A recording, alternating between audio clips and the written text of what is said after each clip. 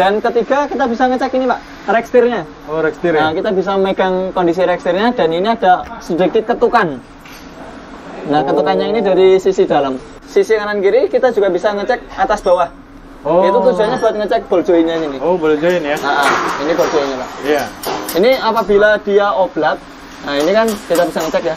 Ini udah digoyang-goyang sama Mas Ilham, tapi dia nggak goyang. Iya benar. Artinya ini ball joinnya masih bagus.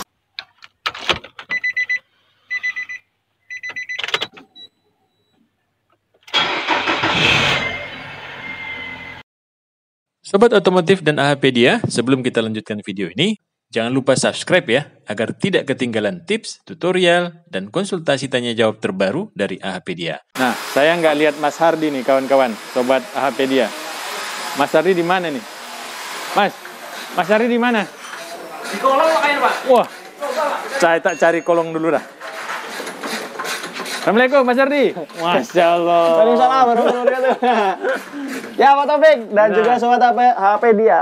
Piye. Nah, kawan-kawan, ini kita menemukan Mas Hardi lagi di kolong nih. Ada apa nih? Mas Hardi, ada apa Mas dengan kendaraan ini Mas? Ini kita lagi ngecek kaki-kaki Pak. Oh ya? Ini kaki-kakinya kita cek, terus kan jadian bunyi ya.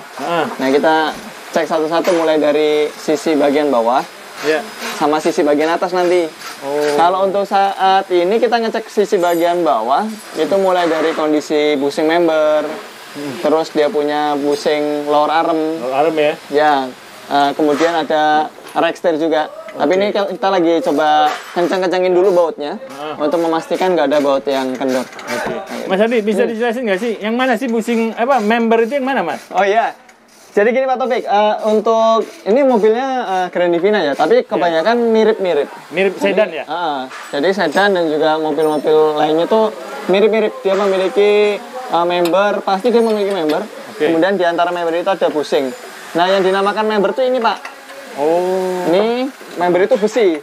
Jadi dia media besi yang menghubungkan antara lower arm sisi kanan dengan sisi kiri. Nah itu ada member. Nah di sini di ujung bagian belakang sini ada namanya bushing. Jadi ini kan ada baut dua ya. Nah ini sisi sebelah belakang ini dia ada bushing. Nah caranya mengecek bushing ini bagus atau tidak bisa kita cek dengan dua cara. Yang pertama kita cek visual dulu. Nah visualnya kita dari sisi belakang itu diintip antara member ini dengan bodi. Di sana ada bushingnya. Nah bushingnya itu apabila dia mengalami keretakan maka itu sudah pasti dia mengalami oblak ketika jalan. Cara kedua adalah dengan cara melakukan menggoyang ban. Oke Pak Taufik, ini kita akan mengecek kondisi bushing member ya. Jadi kita sudah tahu posisinya kan ya. Nah ini kita bisa ngecek kondisi bushing member dengan cara ban itu kita goyang ini Pak ya, bagian sisi depan dan belakang. Digoyang saja. Nah apabila dia digoyang kita bisa menentukan 3 poin spare part yang rusak. Yang pertama tentu dari ini bushing ininya Pak, bushing lower arm. Bushing lower arm yang ada di belakang sini yang kita pernah jelaskan waktu posisi menjelaskan di spare partnya. Nah barangnya itu ada di sini lower arm ini. Dia memegang antara member berikut lower arm dan dapat kenakel. Gitu. Nah dari sini ketika si ban ini kita goyangkan, ini kita bisa ngecek lower arm ya. Nah ini lower armnya goyang nggak? Nah ini selama lower arm ini nggak goyang, ini aman, lower arm aman. Kemudian bushing member ini, kita lihat antara bushing member dengan body. Kalau bushing membernya dia nggak goyang, membernya nggak goyang, bushingnya aman. Nah dalam kasus ini aman. Dan ketiga kita bisa ngecek ini Pak, rek setirnya. Rek setir ya? Nah kita bisa memegang kondisi rek setirnya dan ini ada sedikit ketukan. Nah ketukannya ini dari sisi dalam. Dari dalam rek setir. Di sana biasanya spare part pinion dan juga reknya mengalami perlu di setel. Kayak gitu. Kita bisa ngecek perlu di setel atau perlu diganti. Seperti yang video pernah kita buat. Untuk rek ini tuh ya? Nah kemudian dari sisi kanan kiri kita juga bisa ngecek atas bawah. Itu tujuannya buat ngecek ball joinnya ini. Ball join ya? Ini ball joinnya Pak. Ini apabila dia oblat. Nah ini kan kita bisa ngecek ya. Ini udah digoyang-goyang sama Mas Ilham, tapi dia nggak goyang. Iya benar kan. Artinya ini ball joinnya masih bagus. Kemudian ketika posisi kayak gini kita ngecek juga bearing rodanya. Dengan cara memutar roda. Rodanya kita putar. Kemudian kita bisa memegang sisi sebelah lower arm atau sisi sebelah shock. Oh. Apabila ada getaran, maka bearingnya kena. Seperti ini dia ada getarannya. Oh. Nah ini bearingnya kena ini. Oh iya, ada getaran ya. Nah ini kalau kecepatan 60 km per jam dia akan bunyi. Oh. Nah ini adalah bearingnya kayak gitu. Nah untuk kaki-kaki bawah yang paling sering mengalami kerusakan adalah item-item yang tadi. Tapi di sini juga ada namanya link complement, Pak. Oh ya ini ya. Link complement ini dia fungsinya untuk megangin member dengan sasis ya. Sasis ya. Sebenarnya ini monokok. Monokok ya. Ya, lebih gampangnya kita sebut sasis. Nah ini biasanya kalau dia sudah mengalami kerusakan, di sini ada pecahan di busingnya. Oh. Kemudian yang paling sering juga di sini ada baut. Iya benar. Baut ini dia terhubung dengan sasis. Ya. Nah dudukan di sasis ini kadang udah mulai Lengkap. Oh pecah. Dudukannya itu pecah Pak. Jadi kita harus bikin buat dudukan baru. Dudukan baru posisinya berubah nggak? Enggak. Tetap di situ. Oh. Jadi dia berkarat, kemudian dia ini ya lepas ya. Lalu sebenarnya mobil bisa kita cek juga busing stabilisernya. Caranya adalah dengan menurunkan ban ini, kemudian bodi mobil digoyang-goyang. Oh. Nah, kayak seperti mobil ini, dia tadi sudah kita goyang-goyang. Nah, di sini Pak Taufik, itu ada busing stabilizer di atasnya member ini. Ini ada stabilizer yang saya pegang ini. Oh iya benar. Nah, ini ada busingnya. Tapi busingnya kejepit antara rek dengan bodi ya. Ya, ini kelihatan nih. Nah, ini di ujungnya itu ada conrod namanya. Nah, conrod ini dia. Conrod atau busing stabil. Ini di sini dia lepas. Itu lepas. Kemungkinan dia adol, Pak.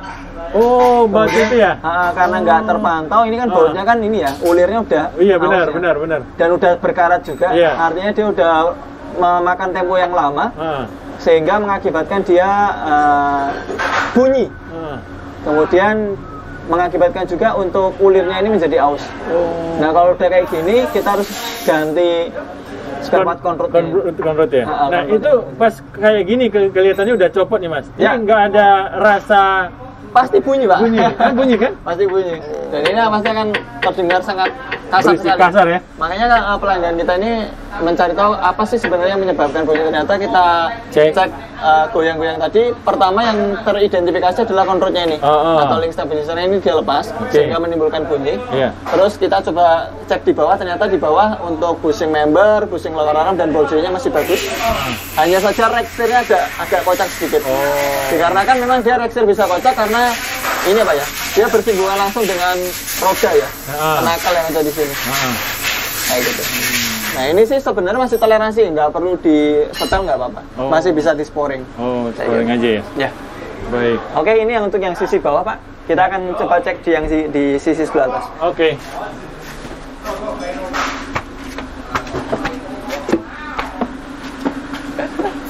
Injek aja Pak, nggak apa-apa ini barang bekas.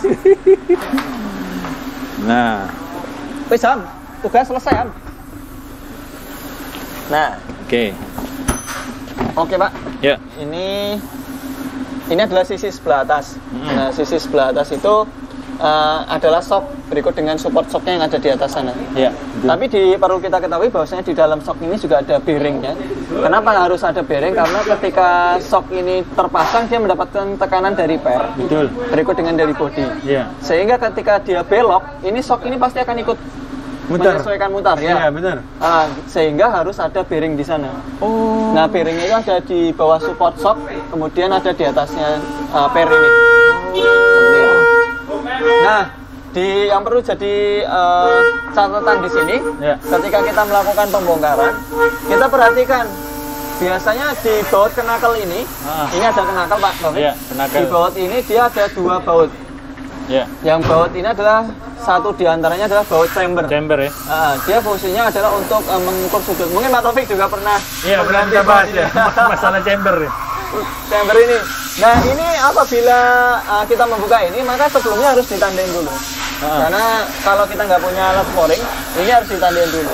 Jadi dia ada sudutnya di dalam baut ini supaya untuk mengatur sudut chambernya yang ada di ban ya. Yang kemarin minus positif negatif itu Mas ya? Positif negatif seperti itu. Kalau depan biasanya chambernya dia cenderung positif. Dia yang luar. Iya. Nah ini Kalau kita ngecek bagian sisi sebelah sini, kita cek ini juga. Pasti ini ya. Tadi pertama, yang kedua, konrod ini bisa ketahuan. Tadi, ya. Nah, caranya ngecek konrod itu tadi bodi digoyang. Kita bisa memegang sini, Pak. Nah, link stabilizer ini kita pegang. Kalau dia ada ketukan, maka ini ketukannya kita telusurin dari konrod ini atas bawah Atau ke bawah? atau dari stabilizer. Kalau stabilizernya dari busingnya di sana. Seperti itu. Nah, kemudian yang sisi atas ini ada shock namanya. Iya. Nah, kita gimana caranya bisa tahu shock itu masih bagus atau enggak? Pertama kita cek saja visualnya. Kita buka karetnya ini. Oke. Apabila ada gas atau cairan yang keluar dari shock ini, dari sumbu as shock ini, maka kita bisa pastikan bahwasanya dia bocor. Shock. Pertama. Yang kedua, apabila shock ini dia sudah lemah, ini ada namanya karet bumper bond.